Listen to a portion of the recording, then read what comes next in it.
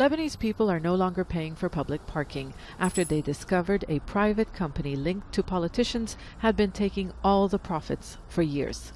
When possible, citizens have been making their own rules since an uprising against the political class began in October. Members of the political elite, however, accused of corruption and blamed for the high cost of living, are standing their ground. So activists are using whatever tactics they can to curtail their powers, including public shaming, forcing current and former officials out of public spaces. When an official is spotted somewhere, people start sending messages to each other over WhatsApp to gather in that place. Their campaign also involved briefly occupying land they believe belongs to them. Lebanon's coastline is public property under the law, but 180 of 220 kilometers is in the hands of politicians and those close to them.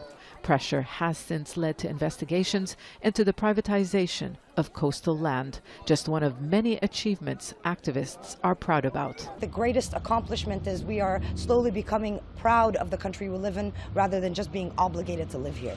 I think that in itself has given us a national identity and a memory that is beyond just being Lebanese, but has created a structure and an understanding of what it means to be Lebanese. Anti-establishment protesters have also prevented Parliament from convening. MPs did try to ratify an amnesty law activists said was so ambiguous it would protect politicians accused of financial crimes and corruption. Accountability is what people want. That is why an independent judiciary is among their demands. Many Lebanese complain that they have been robbed of their basic rights from a system that only takes from the people. This is the third most indebted country in the world, and the government is not providing basic services or adequate infrastructure. The largely peaceful movement hasn't been enough to take down a sectarian-based system. The problem is it's a coalition of political parties who are willing, each one to protect the other, to protect their own interest. And they have the key positions in all the administrations, they have the key positions as judges and in the security forces.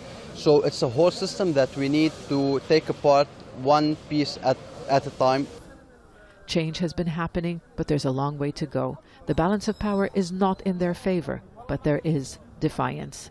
Zana Khuder, Al Jazeera, Beirut.